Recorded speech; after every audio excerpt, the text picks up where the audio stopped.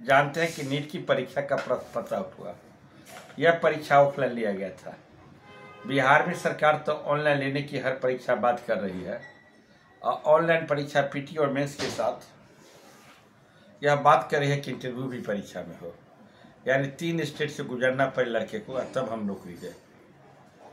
इसी पर जो क्वेश्चन पूरे भारतवर्ष में आउट हो रहा था, नीट का हो या बिहार पुलिस का मामला हो, तो उत्तर प्रदेश पुलिस का हो या राजस्थान या मध्य प्रदेश में व्यापक घोटाला हो या राजस्थान की पीसीएस का क्वेश्चन हो, भारत में क्वेश्चन काउंट एक चल गया धरले से पैमाना। इस पर एक सक्रिय गिरोह है, यह काम कर रही है। सक्रिय गिरोह का किसका? वो पर मंत्री का हाथ है।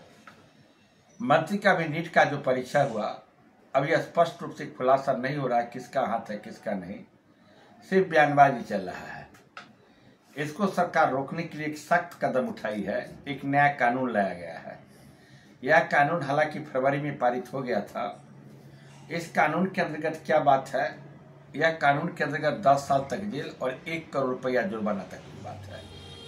अगर आप उम्र के छेड़छाड़ करते हैं तो वैसी स्थिति में 5 साल का जेल होगा और 10 लाख रुपया की बात होगी। उम्र के छेड़ और बड़े पैमाने पर धांधली होती है तो इसका आपको 1 करोड़ रुपया फाइन है, 10 लाख तक जुर्माना है। सरकार ठीक है कानून का लागू कर दिया, लेकिन सरकार से हम गुजारिश करना चाहते हैं, कानून लागू होने से नहीं होगा। कानून तो बहुत है, किसी को हत्या कर दीजिए तो क्या है कानून? जेल, आजीवन कारावास। आजीवन कारावास कितना आदमी को मिलता है आप जानते हैं ना। न्यायालय की अदालत व्यवस्था कैसी है जानते हैं ना। ऐसी स्थिति में कानून को तो सख्त, अगर कानून लागू किया है तो सख्त रूप से कानून को लागू करवाना चाहिए। और जो परीक्षा का क्वेश्चन सरगना जो आउट किया है उसको तो डायरेक्ट फांसी की सजा होनी चाहिए। हम इस बात को इसलिए बोलते हैं फांसी की सजा, कानून सम्मत तो नहीं है, लेकिन इसलिए बोलते हैं अगर हार्ड अगर कानून होगा, अगर किसी को कठोर दंड दिया जाएगा तो जानते हैं कोई हिमाकत नहीं करेगा प्रश्न पत्र आउट करने का। ऐसे गरीब के जो बच्चे हैं अपने जमीन बेचकर, माँ गहना को गिरवी रखकर, गरीब अपराध ठेला चलाकर बच्चे को जो पढ़ाते हैं, और जब प्रश्न पत्र आउट होता है उस बच्चे को पेट पर जो लात मार दिया जाता है। अब बड़े अमीर के जो बाप के बेटे हैं वो 40 लाख, 30 लाख, 20 लाख, 15 लाख पर जो आंसर खेल लेते हैं और क्वेश्चन खेल लेते हैं, आउट होते हैं और एक दिन में रट कर वह नौकरी पा लेते हैं, उसको काफ़ी धक्का लगेगा। इसलिए सरकार को तो कानून लागू किया, इसके लिए हम सरकार को धन्यवाद देते हैं हृदय से, लेकिन कानून का सख्त इम्प्लीमेंटेशन होना चाहिए। अगर कहाँ से सेंटर से आउट होता है क्वेश्चन तो सेंटर सुप्रिटेंडेंट को, वहाँ के प्रिंसिपल को नौकरी से हटा देना चाहिए, वहाँ के टोटल स्टाफ को। मतलब जब तक काफ़ी अगर जांच में जो पता चले और जो मुख्य सरगना हो उसको डायरेक्ट आदेश दे, इसको आजीवन कारावास, 1 करोड़ रुपया जुर्माना और न तो फांसी की सजा। सख्त कानून होगा तब गरीब के बच्चे को होगा नौकरी होगी, नहीं तो अमीर के बच्चे जो हैं, जो 2-3% पैसा वाले बच्चे हैं, वो डॉक्टर बन जाएंगे।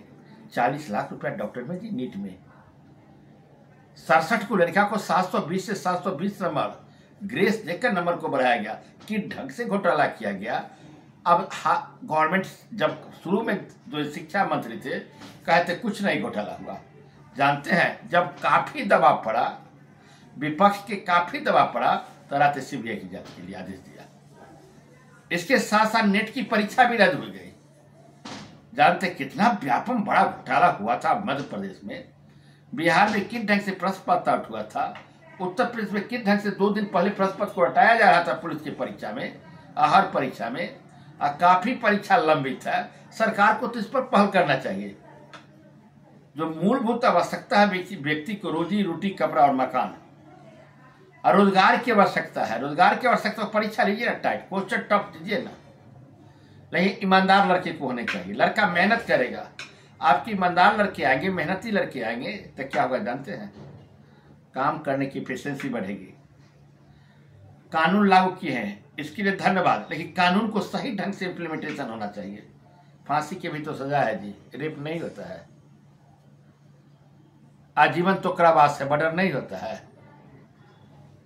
जिसको रोकने के लिए समाज को भी सजग होना पड़ा। कानून से कुछ नहीं होता। ठीक है, कानून आया, अच्छी बात है, लेकिन हम आप जैसे आदमी को भी सजग होना पड़ेगा और सरकार को सूचना देना पड़ेगा।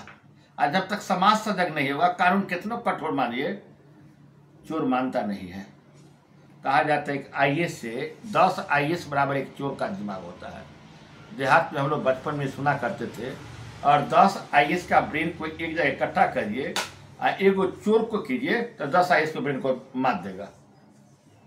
तो चोर को कैसा सजा होना चाहिए? आईएएस कितना कड़ी मेहनत से कल पढ़ता है, आईएएस कंप्लीट करता है, एक चोर उसका ब्रेन को मार देता है। तो वैसे चोर को बहुत कड़ा सजा, अगर जांच हो रही है सीबीआई में, अच्छी बात है।